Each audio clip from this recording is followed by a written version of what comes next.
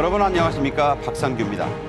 북한이 서해 북방한계선 인근에서 사흘 내리 포사벽 도발을 했습니다. 김여정은 포사격이 아니라 폭약으로 기만 작전을 했는데 남측이 속아 넘어갔다는 거짓 담화까지 냈습니다. 북한의 속셈을 자세히 짚어드리겠습니다. K-웹툰이라 불리는 한국 만화가 세계 곳곳에서 큰 인기몰이를 하고 있습니다.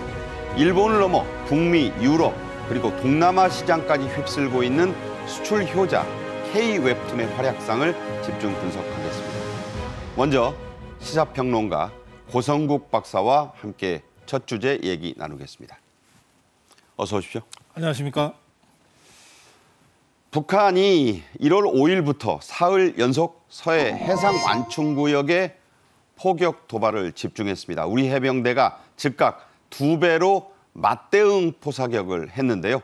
그 장면부터 직접 보시겠습니다. 네, 서해 도서부대 해상사격 맞대응 훈련 모습입니다. 저희 우리나라는 자주포 또 해안포 이렇게 전차포까지 동원해서 그 맞대응을 했는데, 물론 우리도 북측을 향해서 해상 완충구역을 향해서 포사격을 했습니다. 이게 이제 포 하나를 이용한 것을 보여드리는데 야간에도 했고요. 대단히 강도 높게 맞대응을 했습니다.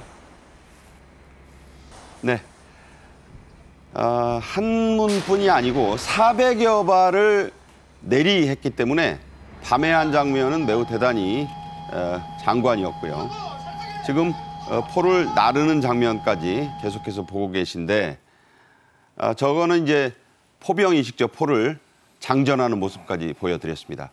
북한이 이렇게 새 벽두부터 사흘 연속 포사격 훈련이란 그 미명의 도발을 했습니다. 매우 이례적이고 강도 높았는데 저희가 그거를 그래픽으로 정리해봤습니다. 1월 5일 오전 9시에서 11시까지 백령도 북방, 유명한 장산곶, 연평도 북방의 등산곶, 여기서 200여 발을 했고요.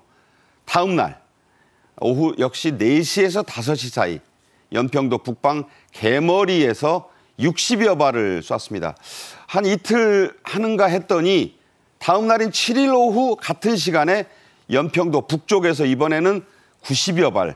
그래서 도합 350발 넘게 이렇게 도발을 했습니다. 자, 고 박사님. 네. 또 새 벽두에 이런 건 처음이에요. 예. 그런데 이건 뭐 다 예정됐고 예상할 수 있었던 겁니다. 왜냐하면 북한의 김정은이가 작년 말에 대사변의 해가 될 거다 이렇게 그 아주 고강도 위협을 했어요. 노동당 전원회의에서. 예, 그렇습니다. 근데 우리가 옛날에는 6.25 전쟁을 6.25 사변이라고 불렀어요. 그렇죠. 그러니까 이제 사변은 전쟁이라는 뜻이기도 합니다. 그러니까 김정은이가 대사변이라고 얘기한 것은 거의 전쟁 또는 전쟁에 준하는 그런 군사적 도발을 하겠다는 것을 예고한 것이거든요. 네. 그런데 제가 잠깐 좀 교과서적인 말씀을 먼저 드리면, 외교는 이제 국제적인 교섭이라고 하는 외교 수단이 있고, 그다음에 군사적으로 이걸 위협을 하고 도발을 해서 위협하는 그런 수단이 있어요. 네. 또 경제적으로 위협하는 수단도 있습니다. 이를테면 중국이 많이 쓰는 게 경제적인 위협이죠. 그거 아주 단골이죠. 히토류가 어쩌고 저쩌고. 근데 이제 북한은 거의 유일하게 이 군사 행동이나 군사적 위협을 가지고 이 북한식 외교를 해왔어요. 그러니까 김정은이가 대사변에 준하는 하고 큰 소리를 빵 쳤는데 네. 아무 행동도 없으면 위협의 효과가 반감될 수밖에 없죠. 그렇죠. 그러니까 김정은이가 일단 큰 소리를 쳐놨으면 어느 정도는 이 군사행동을 해야만이 돼요. 북한 입장에서는.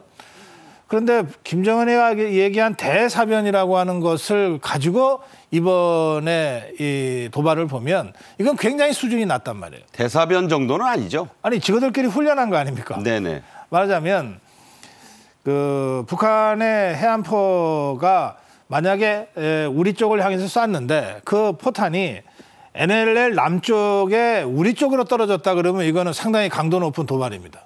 그때는 즉각적인 원점 타격을 가야 돼요. 그렇겠죠. 그런데 NLL 북쪽에 떨어졌단 말이에요. 해상 완충구역. 그렇습니다. 그러면 이게 우리 쪽에 직접 피해가 온 것도 아니고 뭐 우리 쪽에 포탄이 떨어진 것도 아니기 때문에 도발 중에서는 가장 낮은 수준의 도발입니다. 저강도다. 그래서 저강도 도발이라고 하는 겁니다. 그러니까 그 북한이 자기네 NLL 그 구역 안에 포를 쐈으니까 자기네들끼리 훈련했다고 지금 이렇게 둘러대고 있잖아요. 이것을 가지고 우리가 원점 타격을 할 수는 없는 거예요. 그렇죠. 예, 그래서 우리도 상당히 지켜보다가 그에 상응하는 2배 이상의 그 대응 훈련을 한 겁니다. 그러니까 네. 우리도 공격한 게 아니라 훈련을 한 거예요. 맞대응이죠. 네, 그렇습니다. 그래서 이제 이런 상황은 이제 나중에 좀 자세하게 설명을 해드리겠습니다만, 김정은이가 대사변을 얘기한 만큼 이 저강도 도발, 말하자면 위협, 시위 이 수준으로 그치지는 않을 것이다. 네. 아마 오늘도 오후 4시쯤 돼서 다시 쏠 수도 있고 또는 그 도발의 수위를 좀 더 올릴 수 있기 때문에 우리 군이 각별히 요 며칠 동안은 좀 비상대기 상태에서 좀 긴장해야 될 겁니다. 네. 그러니까 이게 끝이 아니다라는 말씀이 되는 겁니다. 우리 군은 첫날 북한군 포격의 2배로 맞대응을 했습니다. 신원식 국방장관 주재로 주요 작전 지휘관 회의까지 열었고 응징 사격을 결정을 했습니다. 지금 보시면 저 위치가 이제 그 그래픽으로 지도 그래픽으로 표시됐을 때 5일 오전 9시에서 11시에 장상곶 일대, 등산곶 일대, 저 지점입니다. 장상곶, 등산곶. 그래서 앞에 이제 백령도가 있어서 그 사이를 인당수라고 부르는 물길이에요.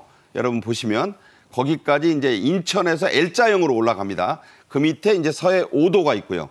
자, 우리 군은 오후 3시부터 서북도서 일대에서 K9 등을 동원해서 북한이 쏜 포탄의 2배가량인 400여 발을 이게 이제 북쪽으로 넘어간 게 아니라 역시 해상 완충구역으로 우리도 법에 따라서 이렇게 했습니다. 2022년 11월에는 공해상으로 쐈었기 때문에 좀 다른 점은 있죠? 그렇습니다. 지금 우리 앵커께서 말씀하신 대로 해상 완충구역은 포탄 발사를 하지 말자고 남북 간에 9.19 군사합의에서 약속한 부분이거든요. 네.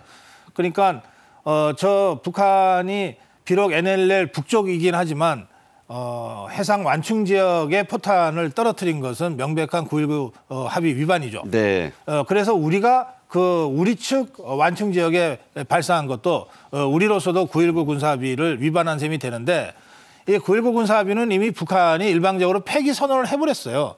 그러니까 예전에 9.19 합의에 따르면 그렇다는 것이고 지금은 9.19 합의가 아무런 의미가 없기 때문에 그냥 아까 제가 설명드린 대로 북한의 저강도 위협에 대한 우리 측의 그거보다는 더 강도 높은 수위 높은 그런 대응이 있었다. 이렇게 여러분들이 이해하시면 됩니다. 네. 자, 우리 합동참모본부 합참은 이런 맞대응 사격과 함께 강력한 경고도 내놨습니다. 직접 들어보시죠. 이러한 위기 고조의 상황 책임은 전적으로 북한에게 있음을 엄중 경고하며 즉각 중단할 것을 강력히 촉구한다.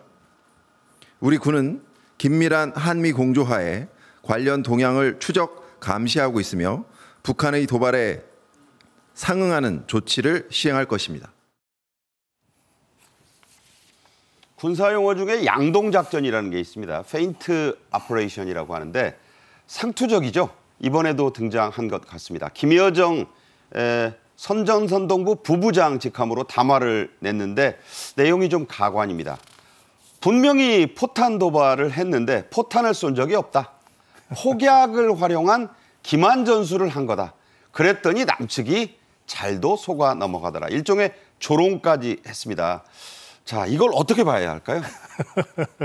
좀 웃기네요. 예, 통상적인 양동 작전은 서쪽을 공격하기 전에 이제 허장성세로 동쪽을 공격하는 성동격서 전략, 이제 이런 걸 우리가 양동 작전이라 그러는데 이번에 김여정이가 나서서 한 거는 그야말로 아주 조악한 기만술이에요. 네. 근데 이제 우리가 어쨌든 그 북측 NLL 북쪽의 완충 지역에 포탄이 떨어진 것은 우리 입장에서 볼 때는 수십 킬로 바깥 아닙니까? 그렇죠.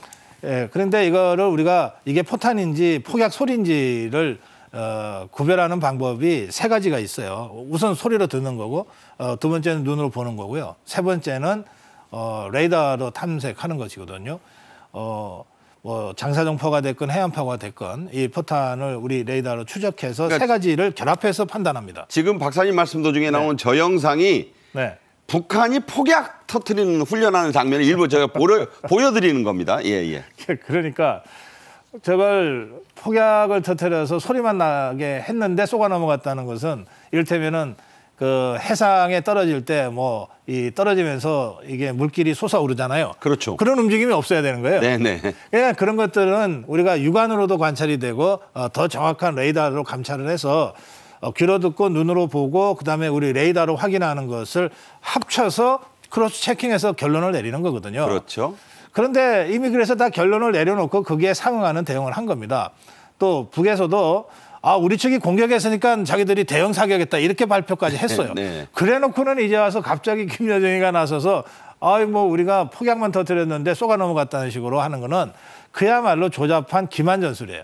우리 군의 신뢰, 아하. 우리 군의 발표가 잘못됐다고 하는 것을 저쪽에서 강변하는 거잖아요. 깎아내려 보려는 거죠. 예, 그걸 통해서 우리 군의 국민들의 우리 군에 대한 신뢰를 좀 잠식시키려고 네. 깎아내리려고 이제 그렇게 하는 아주 조잡한 기만 전술입니다. 그러니까 태영호 의원 같은 경우에는 네. 애들 같은 장난에는 무관심이 약이다. 이렇게 본인의 SNS에 평가를 내리기도 했습니다. 김여정 부부장이 이런 담화를 내기 하루 전에 북한은 이미 자신들의 해상 사격은 한국군 훈련에 대응한 것이다라는 성명까지 냈습니다. 고 박사님이 방금 말씀하신 그 부분인데, 자, 이렇게 북한군 따로, 김여정 따로 어쨌든 뭔가 우리가 도발을 제대로 한 건 아니다라고 하고 있어요. 이 이유가 있을 거 아닙니까? 일단 두 가지 이유로 보여지는데요. 우선은 자기들이 안 했다고 주장을 해야죠. 네, 안 했다고 주장을 해야 되니까 이제 김여정의 저런 거짓말이 나오는 것이고요.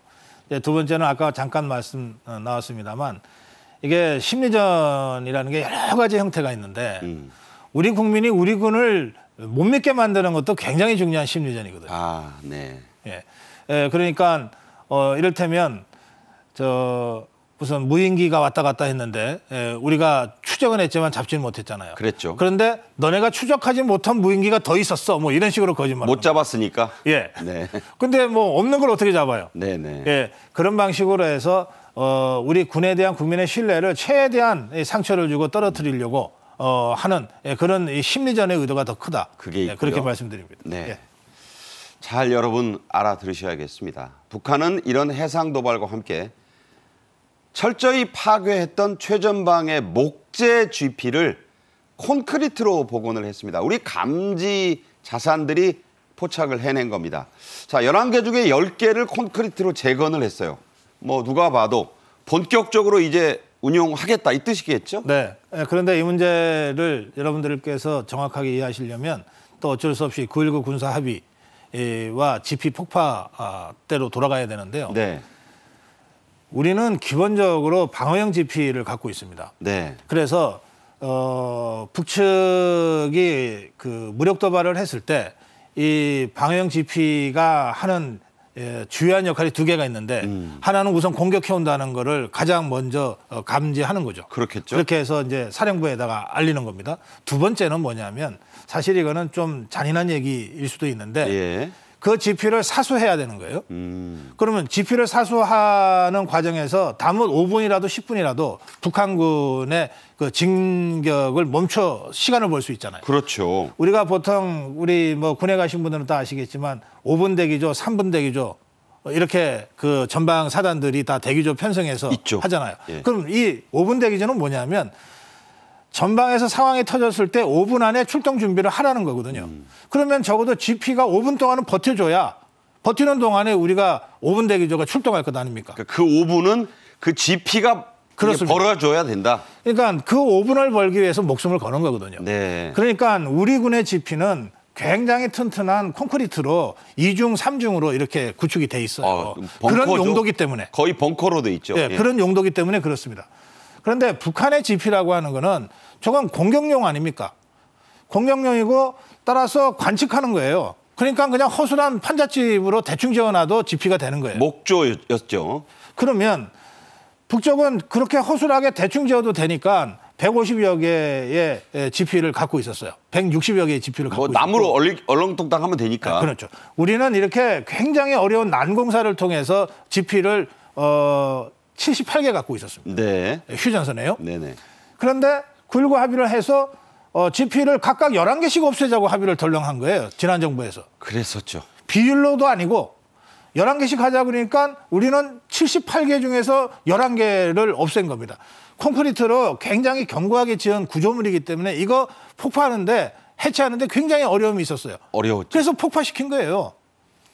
북쪽은 대충 뭐 판잣집으로 얼기설기 만들어 놔가지고 해체하는 게 그렇게 어렵지가 않아요. 몇 시간이면 만들고 뭐 불과 몇 분이면 그렇게 해서 해체하죠. 북쪽은 11개를 없앴는데도 여전히 150여 개의 지피가 있고 우리는 78개 중에 11개를 없애니까 67개밖에 없는 거예요. 그렇죠. 이거를 재건하려고 그러면 북한은 나무 갖고서 몇 개 뚝딱뚝딱 하면 돼. 네. 지금은 이제 콘크리트로 세웠다 그러는데 네네.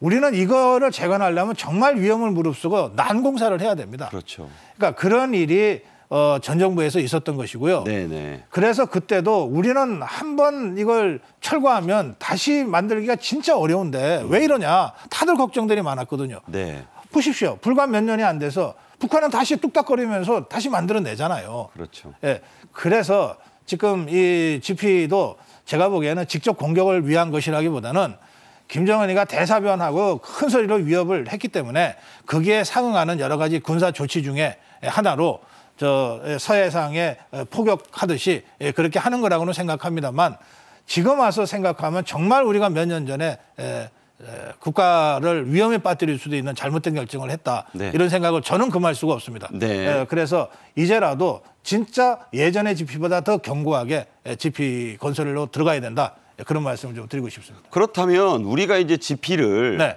그때도 이제 비율로 해야지 절대적으로 해서 이런 상황을 자초했다는 말씀을 하고 그렇습니다. 계시잖아요. 예. 그렇다면 기왕에 이렇게 9.19 군사합의가 무력화된 마당에 그것도 북한에 의해서 우리도 그러면 지피를 이제 절대수를 늘려야 되지 않나요? 그렇습니다. 절대수를 늘려야 되고 우리는 아까 설명드린 대로 기본적으로 방어형, 북한의 기습 남침에 대비하는 방어형 지피이기 때문에 사실은 네. 더 많아야 돼요. 북한이 150개 있다고 우리는 그 절반인 70개만 갖고 있어야 되는 법이 없습니다. 네. 그러니까 우리가 그 지피 건설이 워낙 어렵고 위험하고 그렇기 때문에 우리 그 군 사령부에서 155마일 휴전선에 이 정도 간격이면은 커버가 가능하다고 해서 지금 70여 개를 운영하다가 67개로 떨어졌는데 네네. 저는 이 기준을 완전히 바꿔서 100개면 어떻고 150개면 어떠냐 이런 방식으로 좀 다시 완전히 제로에서 재검토해야 된다. 그렇게 저는 말씀드리고 싶습니다. 뭐 김관진 부위원장이 이끄는 혁신위의 그 프로젝트 중에도 들어가 있다니까 기대를 그렇습니다. 한번 해보겠습니다. 네. 또 중요한 일이 있었습니다. 북한이 개성공단으로 가는 길에 지뢰를 대량으로 매설했습니다.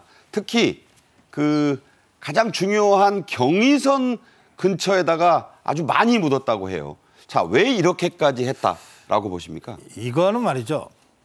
자, 우리가 우선 북쪽으로 쳐들어갈 일 없습니다. 그런데 정말 가정하죠. 만약에 우리가 북으로 쳐들어갈 상황이 됐다 그럽시다. 그러면 우리가 육군이 먼저 갑니까? 아니겠죠? 공군이 먼저 가죠. 네. 가서 이 지뢰 매설 지역을 완전히 초토화시켜버리고 갑니다. 이른바 그러니까 융단 폭격이죠. 지금 북한이 깔았다고 하는 지뢰는 우리 군의 북상과 북진을 막기 위한 용도가 전혀 아니에요. 우리가 북진할 리도 없지만 하더라도 그 지뢰 때문에 못할 상황이 아니에요. 네. 그런데 왜 깔까? 저거요. 북쪽 군인이나 지난번에 찌프 타고 누가 내려왔잖아요. 정성 파먼증은. 예. 그러면 이제 그런 사람들이나 탈북인들이 어디 심어놨는지 모르죠. 지뢰는 눈이 없어요. 지뢰는 적군이가 아군이고 밟으면 터지게 돼 있습니다. 뭐 세계적으로 어린이들도 엄청 많이 그렇습니다. 당했잖아요. 그래서 저는 이것이 전방에 배치되어 있는 북한군의 동료를 막기 위한 위협적 의미가 있다고 봅니다. 자기네들의 탈북을 막기 위한. 전부 지뢰 깔아놔서 함부로 어디 가려고 하지 마. 이른바 마인필드, 지뢰밭이죠? 네, 그렇습니다. 네. 저는 이게 북한 내부 단속력의 성격이 훨씬 더 그게 주요하다. 그게 거의 전부일 수 있다. 예, 그렇게 말씀드리고 싶습니다. 아울러 남북 경협의 상징이잖아요. 이 개성공단 도로가. 예. 여기를 우리 국민들이 보면 네. 야 이제 앞으로는 남북 경협이니 뭐니는 안 하겠다는 뜻 아닌가. 그렇죠. 이미 개성공단 사무실을 저 폭파쇼에서 폭파해버렸지 않습니까? 그것도 네. 전 정권 때 그랬습니다. 그리고 얼마 전에는 우리가 개성공단 지원하기 위한 재단을 해체하는 결정이 통일부에서 내려졌거든요. 네네. 그러니까 개성공단이 나름의 역사성과 긍정적 측면이 없었던 건 아니지만 네. 이제 그런 방식의 남북관계는 일단 그 시대가 끝났다. 네. 그렇게 보시는 게 좋습니다. 그렇군요. 자, 미 국무부가 이 문제에 대해서 우리 한 언론사가 서면 질의를 했더니 이런 답변을 내놨습니다. 함께 살펴보면요. 자, 북한이 도발적이고 불안정을 초래하는 추가 행동을 자제하고 외교로 복귀해야 할 것이다. 이렇게 답변을 했고요. 북한이 제기하고 있는 위협들, 이게 이제 말씀하신 해상 완충구역 포사격 도발이랄지 지뢰 매설, GP 이런 것 등에 대한 질문이었어요. 그것을 대응하기 위해 한일과 계속해서 협력해 나가겠다 이렇게 얘기했습니다. 자, 이걸 어떻게 해석하십니까? 네, 이 국무성의 메시지는 굉장히 중요한 두 가지 포인트를 정확하게 짚고 있습니다. 네. 아까 제가 외교에 있어서 외교적 수단이 있고 군사적 위협 수단이 있다 이렇게 말씀드렸잖아요. 네네. 그러니까 지금 북한은 그 군사적 위협 수단밖에는 지금 하고 있지 않아요.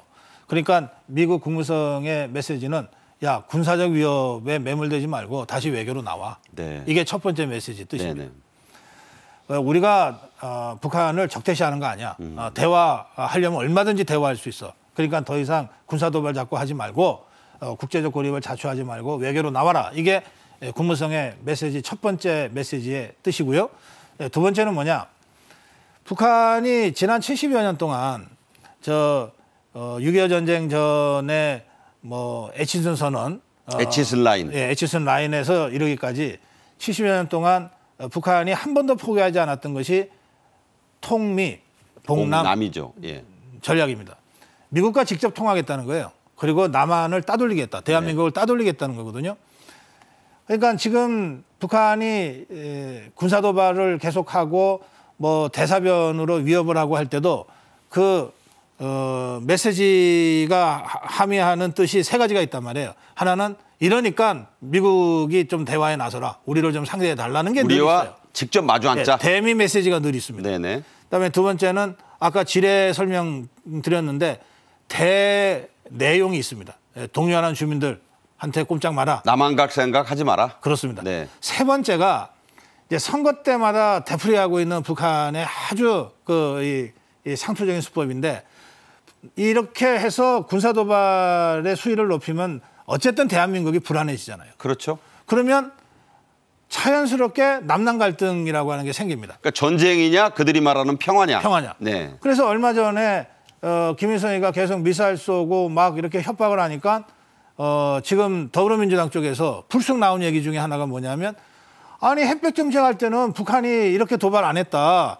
윤석열 정부가 대북 강경 정책을 하니까 이렇게 군사 긴장이 높아지지 않냐라고 윤석열 정부를 비판하더라고요. 이게 북한이 군사 도발을 하고 위협의 수준을 높이면 북한을 비판해야 되는 게 마땅한데도 네네. 이걸 윤석열 정부에 대한 비판으로 뭐 야당이니까 이 대북 정책에 대한 문제 제기를 정말 머리를 맞대고 국회에서 할 수는 있어요. 정책 토론하듯이 할 수는 있으나 다들 공개적으로 북한의 위협이 고조되고 있는데 그 책임이 마치 윤석열 정부한테 있는 듯이 이렇게 이제 공식적으로 입장을 막 표명하고 그러면 집권당 입장에서 그냥 들어넘길 수가 없잖아요. 아, 그거 아니지 않느냐. 이러다 보면 남남 갈등 구도가 증폭되는 겁니다. 이게 네네. 북한이 노리는 거예요. 세 번째로. 그래서 지금 아까 국무성 메시지 설명드리면서 이제 여기까지 얘기가 왔는데 첫 번째 메시지는 외교로 복귀해라. 외교로 복귀. 두 번째는 메시지 한일과. 핵심이 한국과 일본과 공동으로 잘 대응하겠다는 것 아닙니까? 계속 협력하겠다. 통미봉남 웃기지 말아요. 네네. 통미봉남 너네 70몇 년 동안 싸웠는데 이제 그런 책략에 우리 넘어가지 않는다. 이 두 가지 메시지를 정확하게 미 국무성이 공식적으로 발표한 것이다. 그렇게 해석합니다. 네. 자, 끝으로요. 안보 태세가 새해 어떻게 이루어지고 있는지 짚어드리겠습니다. 우리 육군은 작년 12월 29일부터 일주일간 새해로 넘어왔죠. 연합 전투사격 훈련을 했습니다. 또 해군은 동해, 남해, 서해에서 첫 해상 기동 훈련도 했습니다. 양용모 해군 참모총장이 직접 승선해서 지휘까지 했습니다. 자, 이렇게 이제 한미 안보 태세가 확고하다는 걸 보여주는 의미도 있고요. 자, 총선까지 이제 석 달, 90 며칠 남았습니다. 그때까지의 안보 상황, 북한의 의도대로 돌아갈지 어떻게 보십니까? 예, 우리의 대북 정책의 가장 중요한 측면은 외교입니다. 그러니까 유엔 제재 결의안이라든지 한미일 삼각안보동맹 체제를 통한 북한에 대한 봉쇄라든지 또는 중국이 북한에게 그 유엔 제재 결의를 넘어서는 여러 가지 지원을 하지 못하게 중국을 네. 압박한다든지 러시아를 압박한다든지 하는 건 다 외교적인 수단입니다. 그렇죠. 우리의 대북 정책의 주요한 측면은 외교예요. 그런데 외교라고 해서 군사안보 쪽의 대응을 안 하고 있을 수는 없잖아요. 네. 지금 미국이 갖고 있는 여러 전략 자산이 시시때때로 필요하면은 한반도에 전개되지 않습니까? 이것도 김정은에 대한 위협입니다. 군사적 위협이에요. 네네. 그리고 조금 전에 우리 앵커께서 말씀하신 새해 들어서 육군이나 해군 단위에서 하고 있는 연합훈련과 포사격 시훈련 이런 것들도 다 북한한테 던지는 군사적 위협의 메시지가 있습니다. 우리가 이 정도로 준비가 돼 있다. 네. 그리고 우리의 군사력은 이 정도로 파괴적이니까 네. 함부로 무모하게 도발하지 말라. 네. 이렇게 해서 억지하는 것이거든요. 억지하는 거죠. 예, 그러니까 그런 방식으로 지금 우리가 대응을 해왔는데 지금 앵커께서 말씀하신 대로 올해 이제 90여일 후에는 선거가 있습니다. 40총선이죠. 그러니까 북한 입장에서는 가장 도발하기 쉬운 정치 환경이라고 북한이 판단할 수 있어요. 이게 선거 때문에 워낙 치열하게 그리고 사실은 선거 말고 다른 이슈는 우리 국민들도 별로 관심을 안 가지니까. 네네. 그렇게 해서 이 가장 안보적으로 취약할 수 있는 선거 상황을 이용해서 북한의 도발이 여러 가지 형태로 나올 가능성이 있습니다. 네. 그러니까 이것에 대해서 든든히 방어하는 것이 대한민국 국가의 의무죠. 윤석열 정부가 선거 관리에 가장 중요한 것으로 북한의 군사도발로 인한 우리 내부의 정정 동요, 네. 그로 인한 적전 동요, 그로 인한 이 선거의 부정적 영향을 원천적으로 차단하는 것. 이것이 선거 관리를 책임지고 있는 윤석열 정부와 가장 먼저 해야 될 일 중에 하나다. 그렇게 말씀드립니다. 네, 지금까지 고성국 박사였습니다. 말씀 고맙습니다. 고맙습니다. 한국 만화 K-웹툰이 세계를 휩쓸고 있습니다. 만화 왕국이라 불리는 일본에서도 최고 매출 기록을 갈아치웠고 최근에는 북미, 유럽 시장 또 동남아 시장까지 석권하고 있습니다. 먼저 영상으로 보겠습니다.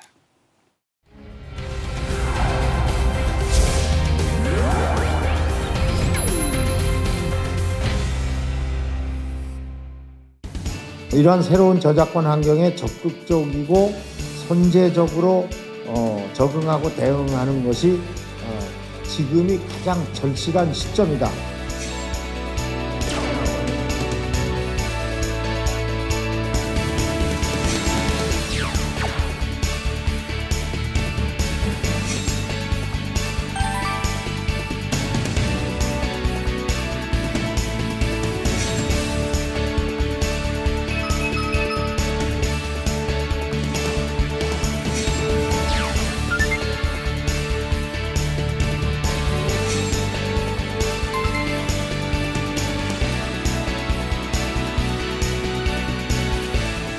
자체 번역이나 그런 거 좀 도와줬으면 좋겠어요.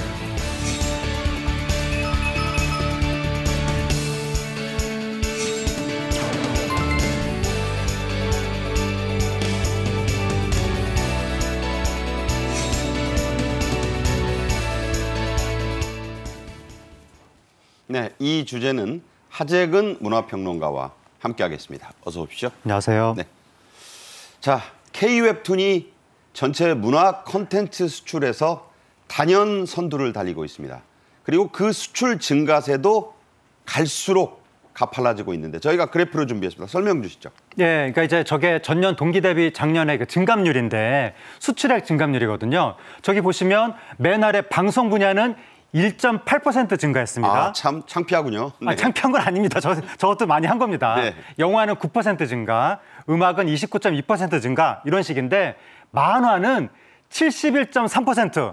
뭐 어마어마하네요. 엄청나게 지금 폭증을 하고 있는 거예요. 거의 K 웹툰이 전 세계에서 지금 폭발하고 있다. 네. 이 정도로 말을 해도 그게 지나치지 않을 것 같습니다.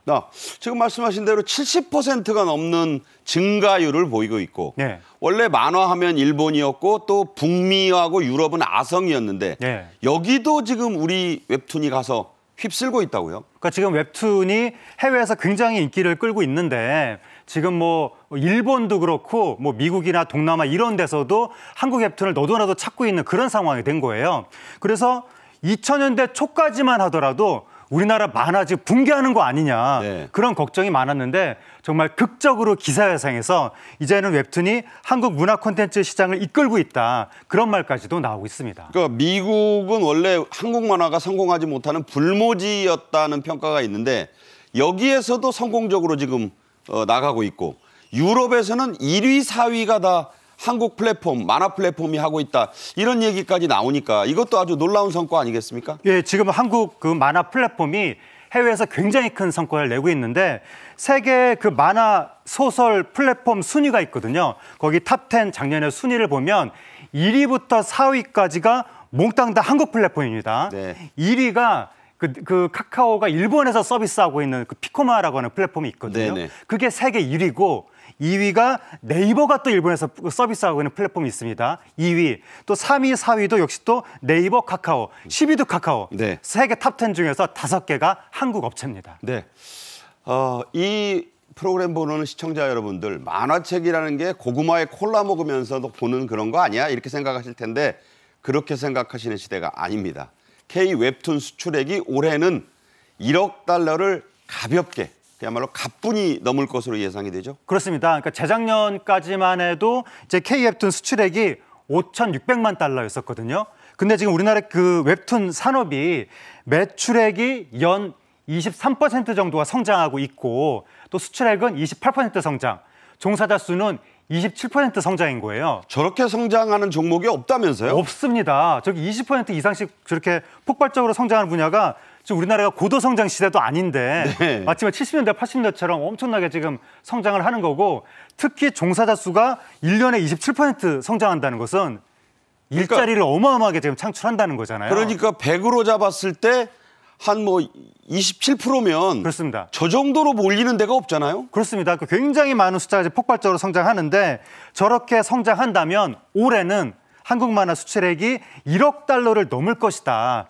라는 이야기가 나오고 있는 거고 400억 원이 된다는 거죠. 그렇습니다. 또 네. 의미가 있는 것이 뭐냐면 그 1억 달러 넘을 그렇게 추정되는 수출액 중에서 그게 특정 지역으로만 쏠림 현상이 있는 것이 아니라 일본, 북미, 동남아, 유럽 골고루 시장을 넓혀가고 있다는 겁니다. 그야말로 전 세계예요. 그렇습니다. 네.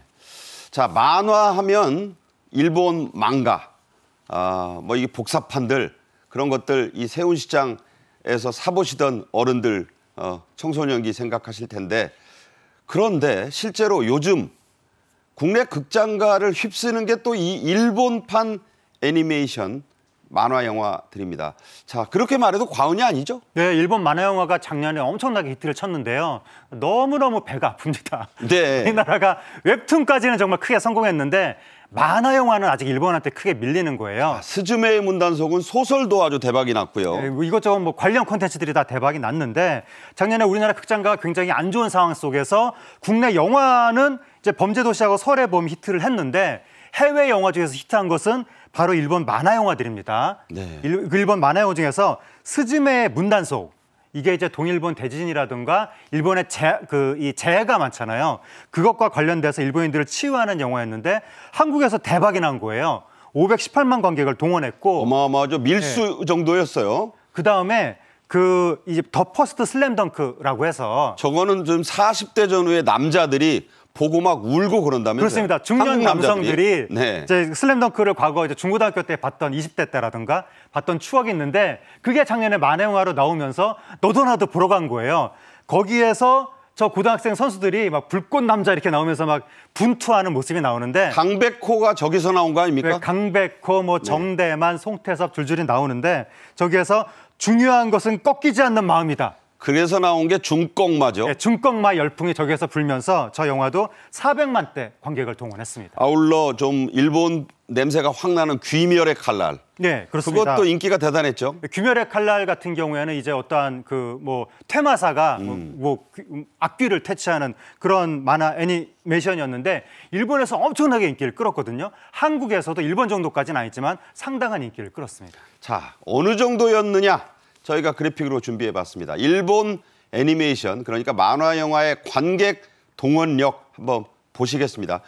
역대 우리나라에서 개봉된 일본 영화 흥행 순위 스즈메의 문단속 518만 설명해 주세요. 예, 스즈메의 문단속에 말씀하신 것처럼 518만 관객을 동원했고 2위가 더 퍼스트 슬램덩크 460만, 3위가 너의 이름은 382만. 너의 이름은도 그 일본의 재해와 관련된 치유를 다룬 작품입니다. 네. 4위가 미야자키 하야오의 하울의 움직이는 성 301만, 5위가 귀멸의 칼날 극장판 218만, 6위가 센과 치히로의 행방불명 216만인데 지금 일본의 만화 영화가 우리나라 웬만한 극영화 이상으로 엄청나게 지금 흥행을 하는 거예요. 네. 근데 우리나라 만화 영화는 전혀 저기에 대해서 경쟁력을 가지지 못해서 우리가 이 웹툰의 강력한 경쟁력을 어떻게 만화 영화 경쟁력으로 이전시킬 수 있을 것인지 이게 앞으로 우리의 숙제가 될 것 같습니다. 그러니까 오죽하면 일본을 뜻하는 영어 재팬에다가 애니메이션을 합쳐서 예. 재패니메이션 영화는 예. 개봉만 하면 뭐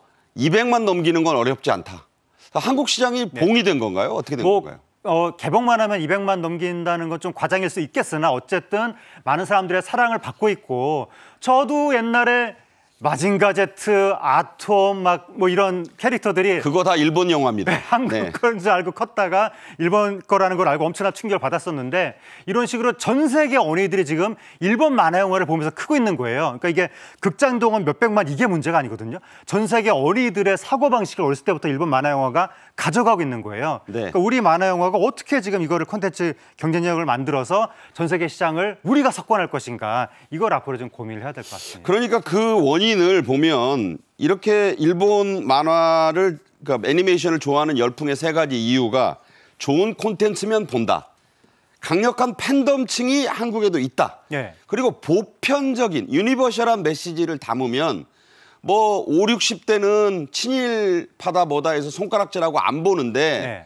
젊은 층은 좋은 내용과 보편적 메시지면 저항 없이 서로 문화를 받아들인다. 예. 이렇게 본다면서요. 그러면 젊은 층은 좋으면 본다는 것이고요. 일본 만화 영화가 일본 정치권에서는 이상한 얘기 잘 나오지만 만화 영화는 그런 식으로 안 만들거든요. 상당히 콘텐츠도 좋고 그 안에 담겨있는 메시지도 보편적으로 누구나 공감할 수 있는 그런 메시지를 만드는 거예요. 그리고 이 캐릭터는 굉장히 또 예쁘고 귀엽게 잘 만들면서 액션이 또 엄청납니다. 네. 그렇게 경쟁력이 있다 보니까 이제 많이들 좋아하는 건데 특히 요즘에 한국과 일본의 젊은 층이 그런 정치적인 적대 감정 없이 상대방의 문화를 흔쾌히 받아들이는 태도를 보이고 있거든요.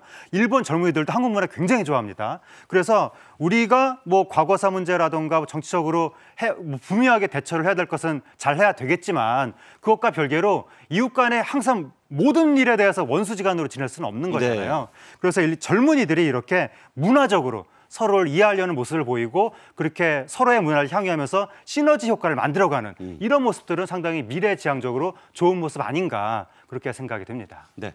자, 우리가요. 이렇게 재패니메이션에 잠식되고 당하는 것만은 아닙니다. 오늘 하고자 하는 얘기는 우리가 이제 일본을 뚫고 들어간다는 얘기를 하려는 겁니다. 이른바 네카오 열풍이 불고 있습니다. 자, 네이버와 카카오를 합쳐서 요새는 참 합성 신조어 많습니다. 외울 것도 많죠. 네카오 열풍이 불고 있습니다. 네카오 열풍 어느 정도 일본에 불고 있나요? 지금 엄청난 일이 벌어졌는데 그 2000년대 초반만 하더라도 일본 만화로 인해서 한국 대본소 시장 옛날에 만화가게 문화였었잖아요. 만화 대본소죠. 네, 그 대본소 다 망한다고 큰일 났다고 그랬었는데 이제는 거꾸로 지금 웹툰의 시대가 됐잖아요. 웹툰 플랫폼 시장을 일본 시장을 한국이 장악하는 시대가 된 거예요. 저기 보면은 카카오 페이지가 지금 4위 1억 달러. 아까 말씀드린 것처럼 저게 이제 전 세계 만화 소설 앱 수익 순위 탑 5인데 저기서 1위가 피코마잖아요. 이게 바로 우리나라 카카오가 운영하는 일본의 만화 플랫폼입니다. 그러니까 우리가 주인이에요. 네, 우리가 주인인데 일본 만화 플랫폼 시장을 석권한 거예요, 지금.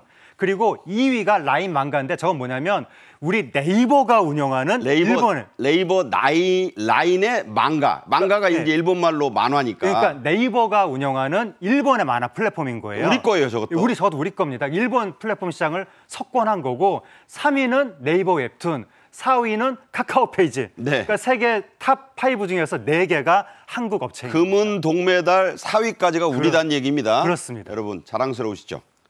자, 이러다 보니 우리나라로 만화 유학을 오는 외국인 학생들이 급증하고 있습니다. 실례로 세종대학교에 만화 애니메이션 테크 학과라는 게 있는데 여기 문 열고 들어가 보면 전체의 절반이 외국인이라죠. 그렇습니다. 지금 그러니까 이게 만화라는 그 포맷이 옛날에는 책을 이렇게 넘기면서 보는 거였잖아요. 근데 지금 마우스로 내리면서 보는 형태로 세로 방향으로 바뀌었거든요. 근데 이 세로 방향으로 내리면서 보는 만화는 한국이 세계 최고다라는 인식이 생긴 거예요. 아, 세로로 내리는 만화. 그렇습니다. 이게 넘기는 거랑 내리는 거랑 또 다르거든요. 네네. 그래서 이 한국의 내리는 만화 이 기법을 배우기 위해서 너도나도 외국인들이 한국으로 오다 보니까 한국이 세계 만화 사관학교가 됐다라는 네. 말이 나오면서 일본의 작가 지망생들도 한국으로 유학을 온다고 합니다. 네. 그래서 방금 말씀하셨던 것처럼 세종대 만화 애니메이션 테크학과에 가보면 전체 절반이 지금 외국인 유학생인 이런 상황이 되는 거고 지금 한국 시장에서 웹툰 작가로 떠야 세계에서도 인정받는다. 이런 인식이 생기면서 지금 애플이나 아마존 같은 데서도 너도 나도 그 웹툰 서비스를 막 시작하려고 하고 있는데 이렇게 다양한 플랫폼에서 한국 출신의 작가를 막 경쟁적으로 유치하려는 이런 움직임이 나타나고 있습니다. 네.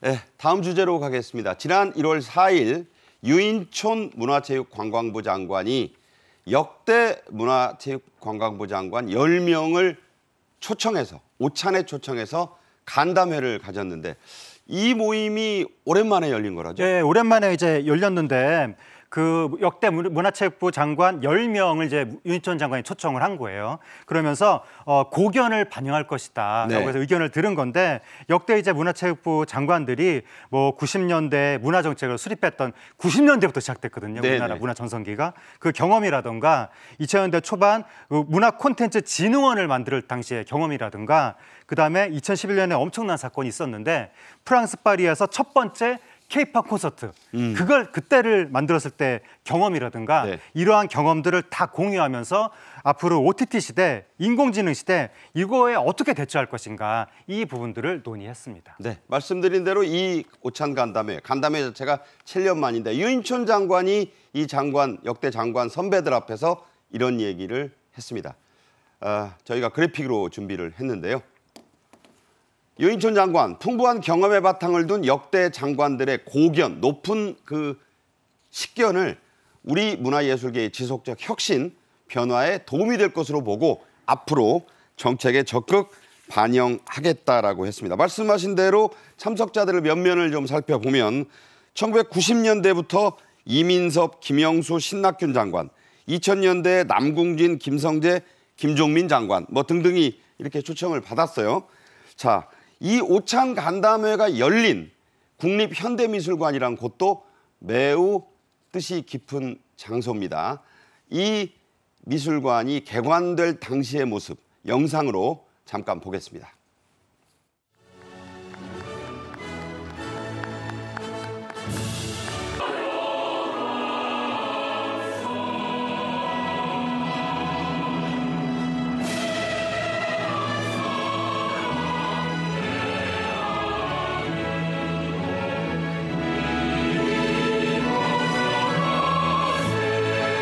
내외 귀빈 여러분, 저는 해외 순방길에 시민들에게 문화적인 감성과 정신적 풍요로움을 주고 창의력과 상상력의 샘터가 되는 열린 공간으로 발전해 가기를 기대합니다. 네, 당시에 이정재 배우, 그때는 굉장히 또 젊었군요. 모습도 보셨습니다. 자, 올해 2024년은 우리 문화 콘텐츠 관련 예산이 1조 원을 넘는 첫 해가 됩니다. 유인촌 장관이 올해 목표로 제시한 게 창작자들 보호 그리고 저작권 강국입니다. 자, 어떤 의미입니까? 올해 그 문화 콘텐츠 예산이 역대 최고거든요. 처음으로 1조 원을 넘었고 또 문화 콘텐츠 정책 금융도 역대 최대입니다. 요번에 1조 7,4천억이 잡혀 있는 거예요. 1조 7,400억 원. 그렇습니다. 그래서 이제 유인촌 장관이 경기 불황 때문에 대부분의 분야에서 예산이 줄었지만 콘텐츠 분야 예산은 늘렸다. 네. 왜냐하면 국가 핵심 산업이기 때문에. 네. 라고 하면서 이제 이 돈을 여러 중소 제작사의 자금난을 해소하는데 쓴다든지. 그러니까 중소제작사 보호요. 중소제작사. 네. 그것도 하면서 동시에 또 국제적인 경쟁력을 가진 대형 콘텐츠 제작에도 쓰고 또 그러면서 창작자들을 지원하겠다. 창작자들의 저작권이 제대로 보호받는 지금 OTT 시대, 뭐 인공지능 시대 이럴 때 저작권을 어떻게 보호해야 되는지 이 논의도 국제적으로 시작되고 있는데 한국이 주도하겠다. 네. 이러한 포부를 밝혔습니다. 자, 1조 원을 투입해서 네. 10조, 뭐 100조를 벌면 그 자동차 반도체 못지 않을 거 아닙니까? 그렇습니다. 네. 그러니까 이제 우리나라 문화산업의